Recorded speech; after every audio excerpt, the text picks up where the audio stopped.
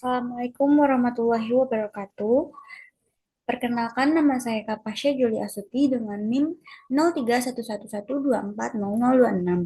Di sini saya akan menganalisis rasio laporan keuangan PT Alumindo Light Metal Industry (TBK) eh, dalam mata kuliah analisis laporan keuangan dengan dosen pengampu Trisani Eka Putri SE MSI.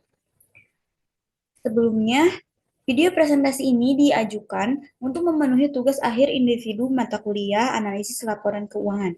Video ini berisi penjelasan mengenai rasio laporan keuangan PT Alumindo Light Metal Industry tahun 2024. Yang pertama yaitu ada rasio likuiditas. Fred Weston menyebutkan bahwa rasio likuiditas atau liquidity ratio merupakan rasio yang menggambarkan kemampuan perusahaan dalam memenuhi kewajiban utang jangka pendek. Jenis-jenis likuiditas yang pertama ada rasio lancar atau current ratio, merupakan rasio untuk mengukur kemampuan perusahaan dalam membayar kewajiban jangka pendek atau utang yang segera jatuh tempo pada saat ditagih secara keseluruhan. Dengan kata lain, seberapa banyak aktiva lancar yang tersedia untuk memenuhi kewajiban jangka pendek yang segera jatuh tempo. Rumusnya yaitu current ratio sama dengan aktiva lancar dibagi utang lancar. Di sini ada data laporan keuangan, aset lancar, dan liabilitas lancar. Untuk tahun 2023, eh, aset lancarnya sebesar 29.946.138 rupiah dibagi 34.413.825 rupiah yang menghasilkan 0,87 atau 1 kali dibulatkan. Artinya jumlah aktiva lancar sebanyak 1 kali utang lancar atau setiap 1 rupiah utang lancar dijamin oleh 1 rupiah harta lancar. Atau 1 banding 1 antara aktiva lancar dengan utang lancar. Untuk tahun 2024, kurang rasionya 9.754.533 rupiah yang ini dibagi dengan jumlah liabilitas lancar 20.025.742 rupiah yang menghasilkan 0,48 atau 0,49. Artinya, jumlah aktiva lancar sebanyak 0,48 kali utang lancar atau setiap 1 rupiah utang lancar dijamin oleh 0,48 rupiah harta lancar atau 0,48 dibagi 1 antara aktiva lancar dengan utang lancar. Yang kedua ada quick ratio. Quick ratio atau rasio cepat merupakan rasio yang menunjukkan kemampuan perusahaan dalam memenuhi atau membayar kewajiban atau utang lancar, utang jangka pendek, dengan aktiva lancar tanpa memperhitungkan nilai persediaan. Artinya, nilai persediaan diabaikan dengan cara dikurangi dari nilai total aktiva lancar. Hal ini dilakukan karena persediaan dianggap memerlukan waktu relatif lebih lama untuk diluangkan apabila perusahaan tersebut membutuhkan dana cepat untuk membayar kewajiban dibanding dengan aktiva lancar lainnya. Rumusnya yaitu quick ratio sama dengan current asset dikurangi persediaan dibagi liabilitas lancar. Untuk tahun 2023, current asetnya yaitu 29.136.138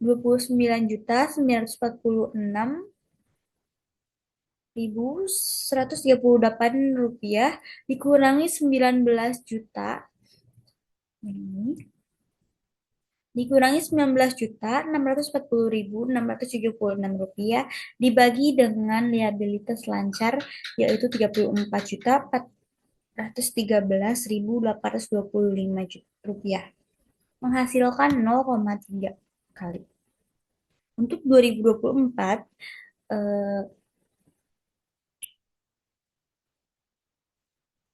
kurang asetnya yaitu 9.754.533 rupiah dikurangi dengan 8.775.017 rupiah menghasilkan 0,0 dibagi 20 juta 25.742 rupiah, menghasilkan 0,05 kali.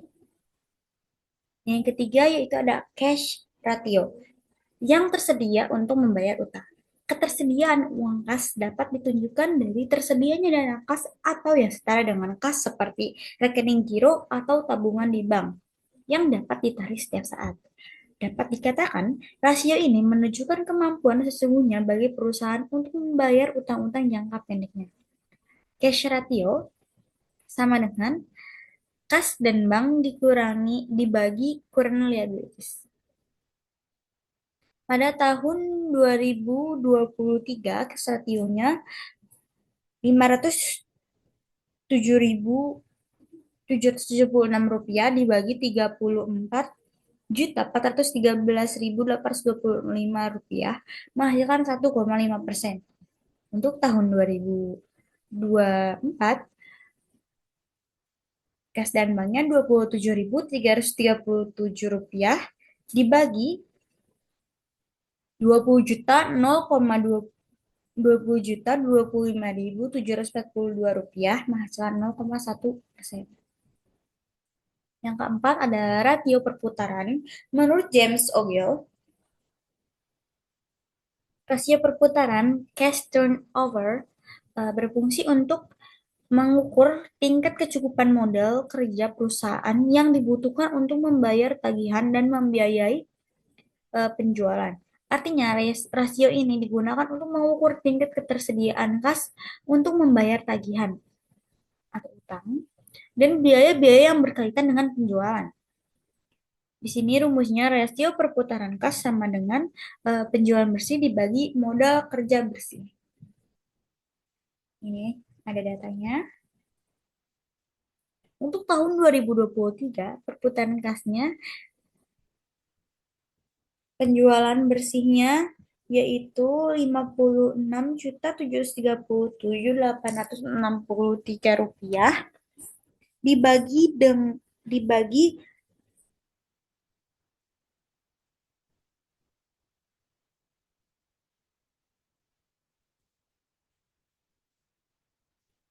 dibagi 22 juta, yang ini dibagi 22.873.221 rupiah menghasilkan 2,5%.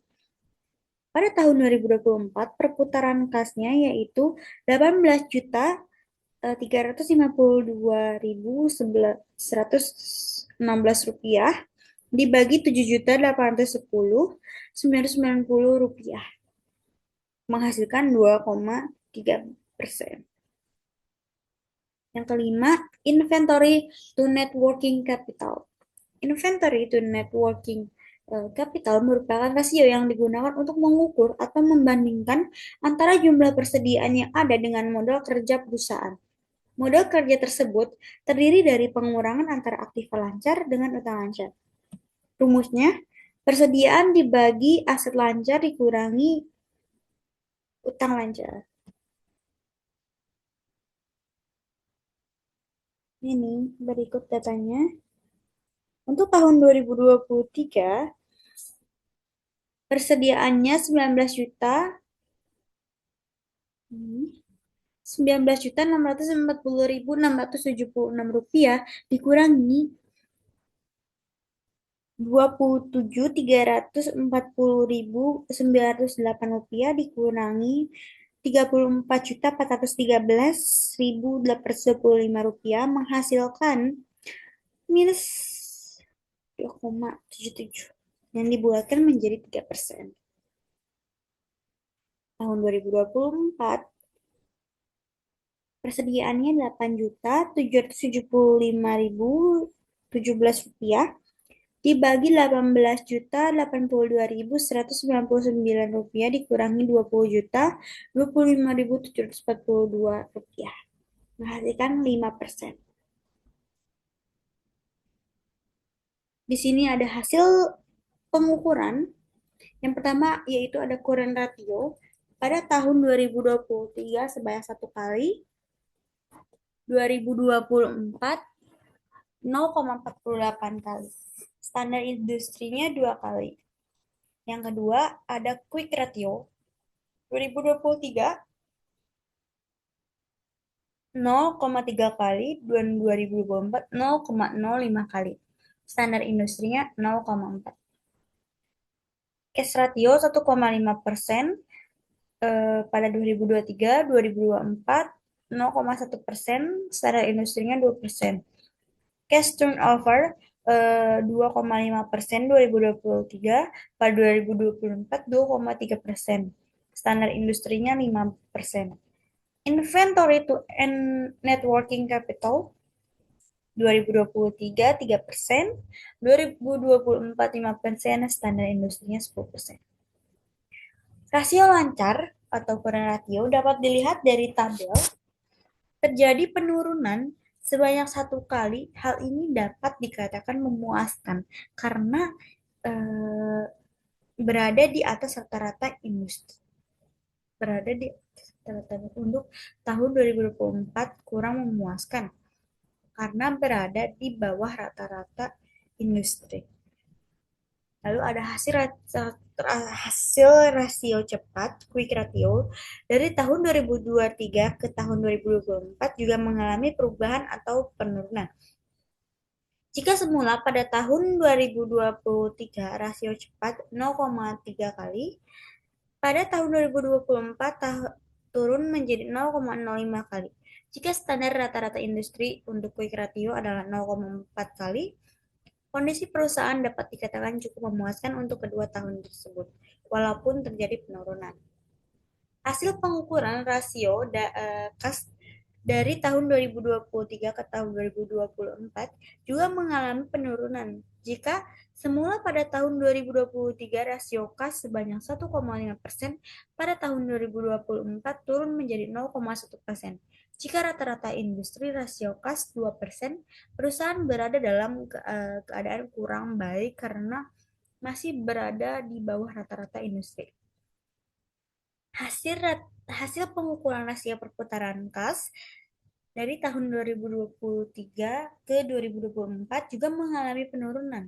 Jika semula pada tahun 2023 rasionya sebesar 2,5%, pada tahun 2024 turun menjadi 2,3%.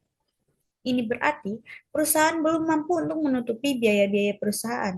Jika rata-rata industri rasio perputaran kas 5%, kondisi perusahaan tahun 2023 dan tahun 2024 tidak memuaskan karena masih di bawah rata-rata industri.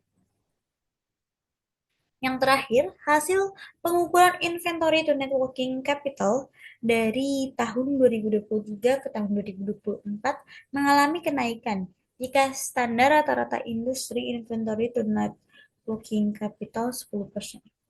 Lalu selanjutnya ada rasio solvabilitas.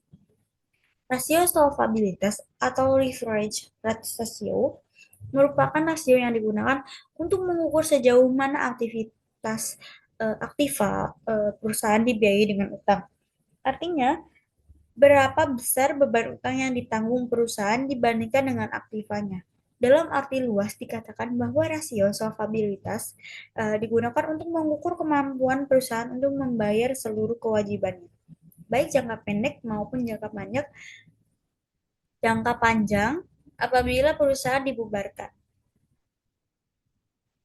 Jadi jenis rasio solvabilitas yang pertama ada debt to asset ratio atau debt ratio, merupakan rasio utang yang digunakan untuk mengukur perbandingan antara total utang dengan total aktiva. Dengan kata lain, seberapa besar aktiva perusahaan dibiayai oleh utang atau seberapa besar utang perusahaan berpengaruh terhadap pengelolaan aktiva.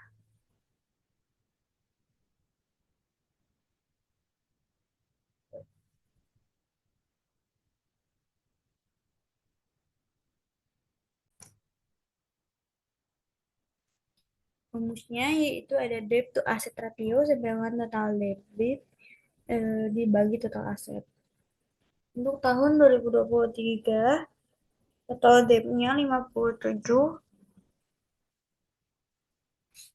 Total gainnya 57.287.446 rupiah dibagi 34.413.825 rupiah menghasilkan 1,66 dibulatkan menjadi 2%. Pada tahun 2024, total deflasionya 26.836.732 rupiah dibagi 20.025.742 rupiah menghasilkan 1,34 atau 1,4%. Yang kedua ada debt to equity ratio, merupakan rasio yang digunakan untuk menilai utang dengan ekuitas. Rasio ini dicari dengan cara membandingkan antara seluruh utang, termasuk utang lancar, dengan seluruh ekuitasnya. Rasio ini berguna untuk mengetahui jumlah dana yang disediakan peminjam kreditor dengan pemilik perusahaan. Dengan kata lain, rasio ini berfungsi untuk mengetahui setiap rupiah modal sendiri yang dijadikan untuk jaminan utang. Di sini ada rumusnya debt to equity ratio, total utang dibagi ekuitas. Tahun 2023, total utangnya 34.413.825 rupiah dibagi 57.287.446 rupiah.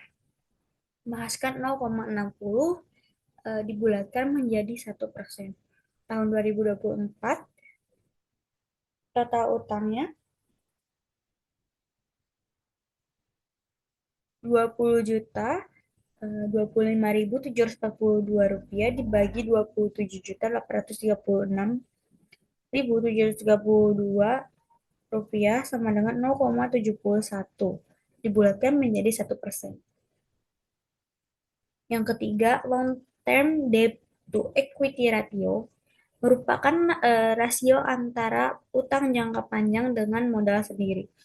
Tujuannya adalah untuk mengukur berapa bagian dari setiap rupiah modal sendiri yang dijadikan jaminan eh,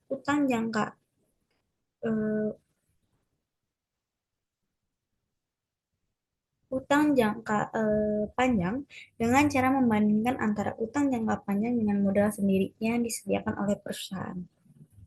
Pada tahun 2023, long term debt-nya 34.413.825 dibagi 57.287.046 rupiah menghasilkan 0,60 dibulatkan menjadi 1%.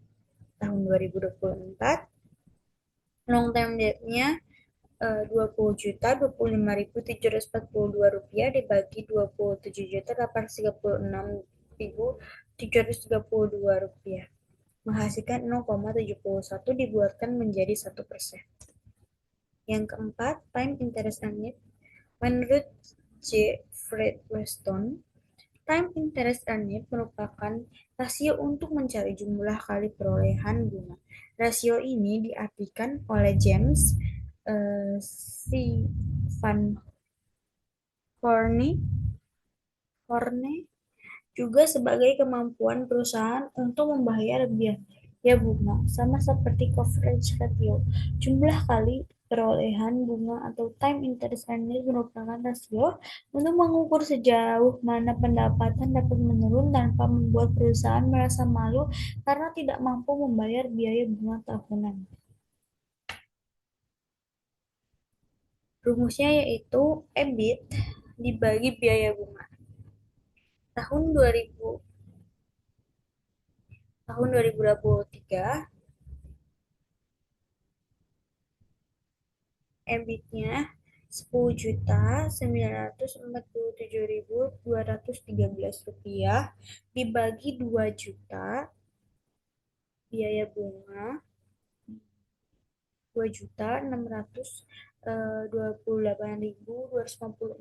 rupiah menghasilkan 4,16 dibulatkan menjadi 4 kali.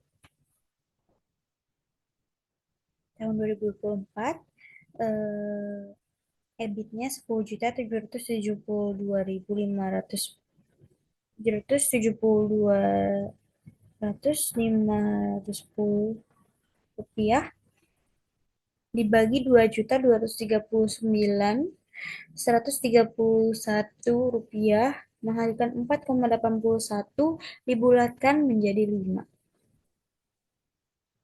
Fixed Charge Coverage atau FCC, Fixed Charge Coverage atau lingkup biaya tetap merupakan rasio yang menyerupai times interest earned ratio. Hanya saja perbedaan adalah rasio ini dilakukan apabila perusahaan memperoleh utang jangka panjang atau menyewa aktiva berdasarkan kontrak sewa. Rumusnya yaitu EBT ditambah biaya bunga ditambah kewajiban sewa atau lease dibagi biaya bunga ditambah kewajiban sewa atau lease. Di sini tidak ada hasil perhitungan dikarenakan untuk feature coverage karena tidak ditemukan akun kewajiban sewa. Untuk hasil pengukurannya, jika rasio rata-rata industri untuk debt to equity ratio sebesar 1,5%, perusahaan masih dianggap kurang baik karena berada di atas rata-rata industri. Demikian pula,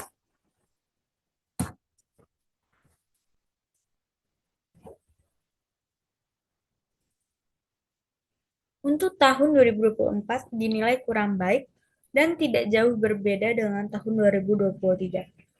Selanjutnya ada debt to equity ratio menunjukkan bahwa kreditur menyediakan Rp1 pada tahun 2023 untuk setiap Rp1 yang disediakan pemegang saham. Perusahaan dibiayai oleh utang sebanyak 1%. Demikian pula untuk tahun 2024 sama dengan tahun 2024,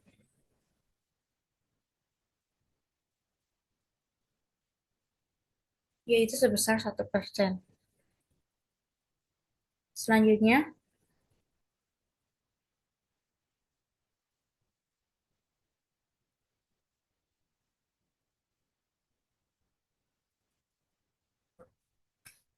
selanjutnya time interest earned pada tahun 2023 adalah 4 kali.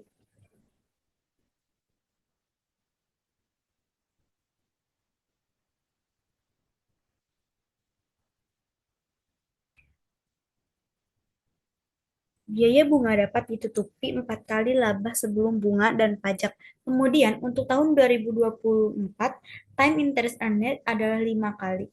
Atau dengan kata lain, biaya bunga dapat ditutup 5 kali laba sebelum bunga dan pajak. Apabila rata-rata industri untuk usaha yang sejenis 5 kali rasio, untuk tahun 2023 kurang baik. Akan tetapi untuk tahun 2024 dinilai baik karena masih di bawah rata-rata industri 5 kali. Hal ini akan menyulitkan perusahaan untuk memperoleh pinjaman di kemudian harinya. Yang terakhir, tidak ada perhitungan untuk fixed charge coverage karena tidak ditemukan akun kewajiban sewa. Selanjutnya ada rasio aktivitas.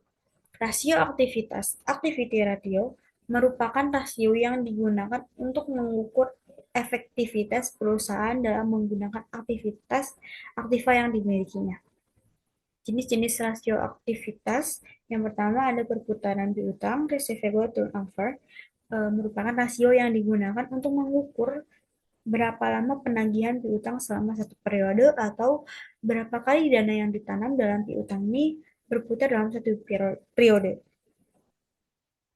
Rumusnya penjualan kredit dibagi piutang. Untuk tahun 2023,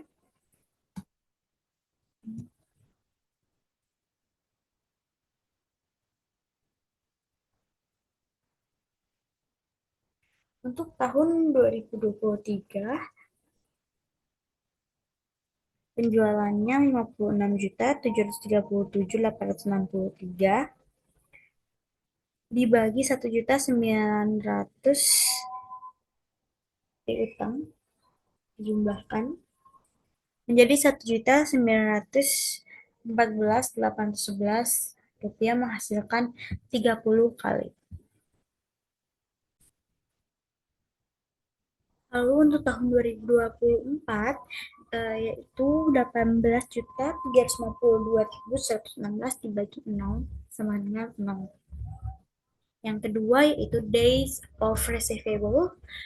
Bagi bank yang akan memberikan kredit, perlu juga menghitung hari rata-rata penagihan piutang. Hasil perhitungan ini menunjukkan jumlah hari atau berapa hari piutang tersebut rata-rata tidak dapat ditagih, dan rasio ini juga sering disebut days sales uncollected.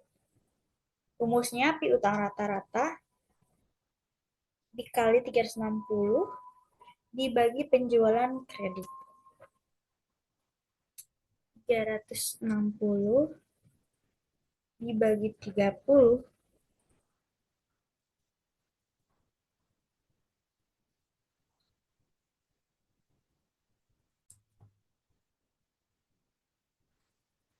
tahun 2023 days of receivable-nya yaitu 360 dibagi 30.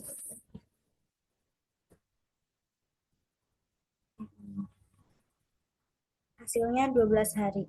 Untuk tahun 2024 360 dibagi 0. Hasilnya 0.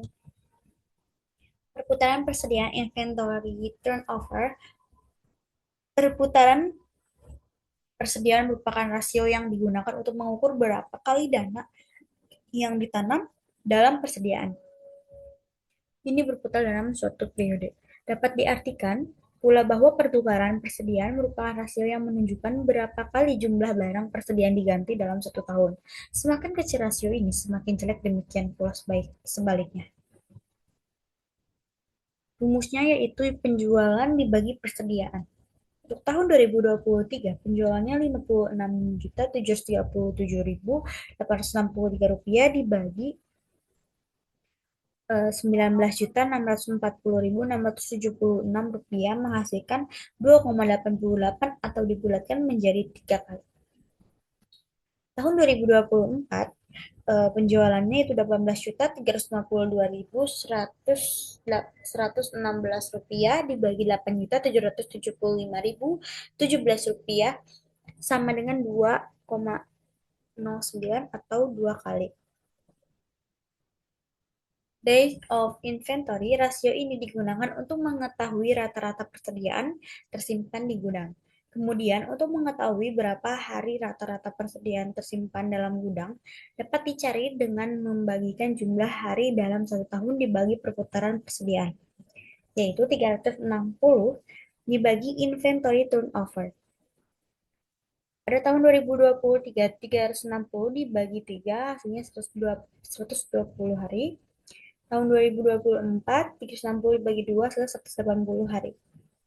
Perputaran modal kerja working capital turnover merupakan salah satu rasio untuk mengukur atau menilai keefektifan modal kerja perusahaan selama periode tertentu. Artinya, seberapa banyak modal yang berputar selama satu periode atau dalam suatu periode. Rumusnya yaitu penjualan bersih dibagi modal kerja. Ini ada datanya.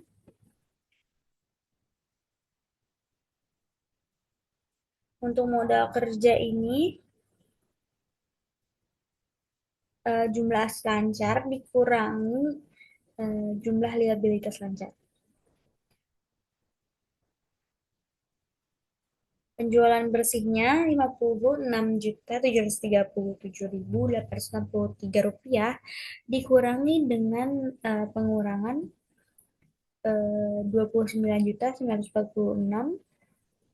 138 dikurangi 34.13.825 menghasilkan 13 kali. Tahun 2024 penjualan bersihnya Rp18.752.116 dikurangi Rp20.025.742 dikurangi Rp9.752.4.533 menghasilkan 2 kali. Yang selanjutnya ada fixed asset turnover.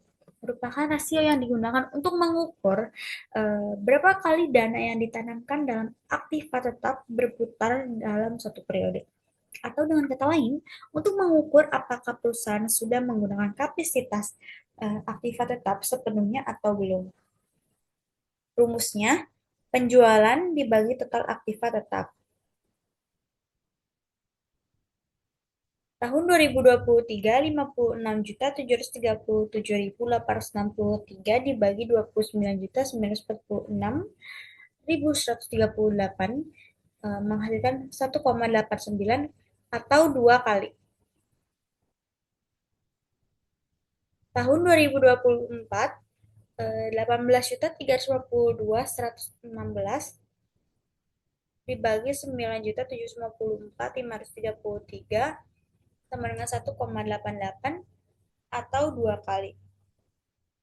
Yang ketujuh ada total asset turnover, merupakan rasio yang digunakan untuk mengukur perputaran semua aktiva yang dimiliki perusahaan dan mengukur seberapa jumlah penjualan yang diperoleh dari tiap rupiah aktiva. Rumusnya penjualan dibagi total aktiva. Tahun 2023 yaitu penjualannya 56.737.863 rupiah dibagi 57 ini 57 287 rupiah menghasilkan 0,99 atau 0,10 kali. Tahun 2024, 18.352.116 rupiah dibagi 27.836.732 menghasilkan 0,65 atau 0,7 kali. Hasil pengukurannya, receivable turnover atau perputaran piutang tahun 2023 ke tahun 2024 menurun, yaitu dari 30 kali menjadi 0. Rasio days of receivable kurang baik pada tahun 2023 selama 0 hari dan 2024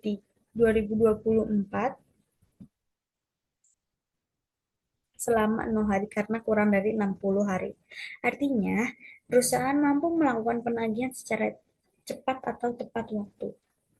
Rasio inventory turnover terlihat dari penurunan 3 kali pada tahun 2023 dan turun 2 kali di tahun 2024. Sementara itu, rata-rata industri untuk inventory turnover adalah 3 kali. Maka perusahaan dikatakan menurun pada tahun 2024 karena di bawah rata-rata industri. Untuk rasio working capital turnover, terjadi penurunan dari tahun 2023 ke tahun 2024, yaitu 13 kali menjadi 2 kali. Jika rata-rata industri working capital turnover adalah 15 kali, rasio perputaran ini untuk tahun 2023 adalah 13 kali dan tahun 2024 adalah 2 kali. Kurang baik karena masih di bawah rata-rata industri. Untuk rasio fixed asset turnover sama dari tahun 2023 sebesar 2 kali. Kedua rasio ini kurang baik karena masih di bawah rata-rata industri, artinya penggunaan aktiva oleh perusahaan kurang efisien dibanding dengan perusahaan lain. Sementara itu, untuk rasio total asset turnover juga terjadi penurunan di mana semula tahun 2023 sebesar 0,10 kali, turun pada tahun 2024 menjadi hanya sebesar 0,7 kali. Sementara itu, rata-rata industri total aset turnover adalah 2 kali. Maka rasio perusahaan beroperasi kurang baik. Artinya, perusahaan menggunakan aktifannya kurang efisien dibanding dengan perusahaan lain. Selanjutnya ada rasio profitabilitas. Rasio profitabilitas merupakan rasio untuk menilai kemampuan perusahaan dalam mencari keuntungan. Rasio ini juga memberikan ukuran tingkat efektivitas manajemen suatu perusahaan. Hal ini ditunjukkan oleh laba yang dihasilkan dari penjualan dan pendapatan investasi. Intinya adalah penggunaan rasio ini menunjukkan efisiensi perusahaan. Jenis-jenis rasio profitabilitas yang pertama yaitu ada profit margin on sale, merupakan salah satu rasio yang digunakan untuk mengukur margin laba atas penjualan. Rumusnya penjualan bersih dikurangi HPP dibagi sales, bagi penjualan.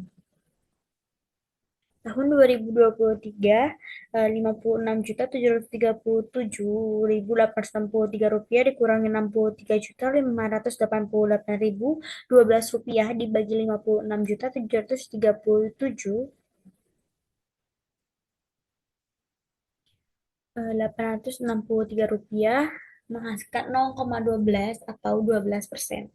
Untuk tahun 2024, 18.352.116 dikurangi Rp23.005.939 dibagi Rp18.352.116 menghasilkan 0,25 atau 25%.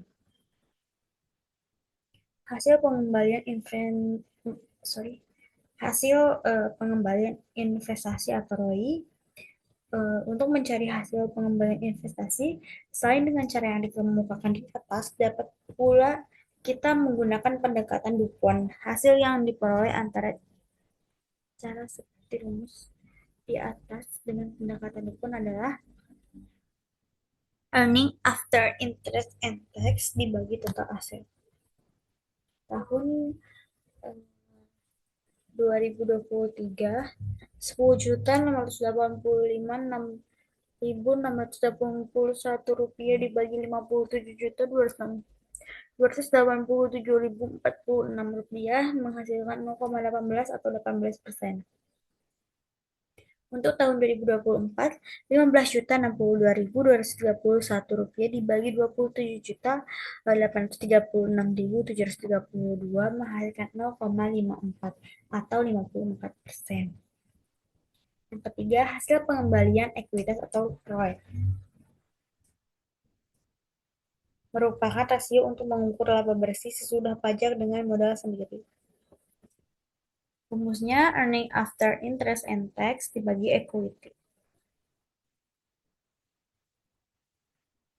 262.329 dibagi 57.287.046 menghasilkan 0,004 atau 0,4%. Tahun 2024, 4.288.460 dibagi 27.836.732 menghasilkan 0,15 atau 15%. Yang kelima, earning per share of common stock merupakan rasio untuk mengukur keberhasilan manajemen dalam mencapai keuntungan bagi pemegang saham. Rumusnya laba saham biasa dibagi saham biasa yang beredar. Tidak ada perhitungan dikarenakan terdapat kerugian dibanding laba. Untuk interpretasinya, kondisi net profit margin perusahaan mengalami kenaikan di tahun 2023 yaitu 12% menjadi 25%. Di tahun 2024 naik sebesar 13%. Jika rata-rata industri untuk net profit margin adalah 18%, berarti margin laba perusahaan tahun 2023 sebesar 12%, kurang baik karena berada di bawah rata-rata industri. Namun untuk tahun 2024 dengan margin laba sebesar 25% dapat dikatakan baik karena di atas rata-rata industri. Ini juga dapat berarti bahwa harga barang-barang perusahaan ini relatif rendah atau biaya-biaya relatif tinggi atau keduanya. Kondisi ROI juga meningkat yaitu sebesar 36%, di mana tahun 2023 ROI yang diperoleh 18%, namun pada tahun 2024 naik menjadi 54%. Jika rata-rata industri untuk return on investment adalah 35%, berarti margin laba perusahaan tahun 2023 sebesar 18% kurang baik. Untuk tahun 2024 dengan rasio sebesar 54%, kondisinya baik karena masih di atas rata-rata industri. Rasio ini disebabkan meningkatkan margin laba karena tingginya perputaran aktif. Yang terakhir adalah tidak jauh beda dengan ROI, kondisi ROI juga mengalami peningkatan yaitu sebesar 0,4% dari semula tahun 2023 sebesar 15% tahun 2024. Baik, sekian laporan analisis rasio Dari saya, apabila ada kesalahan, mohon dimaafkan. Wabillahi taufiq wal hidayah. Wassalamualaikum warahmatullahi wabarakatuh.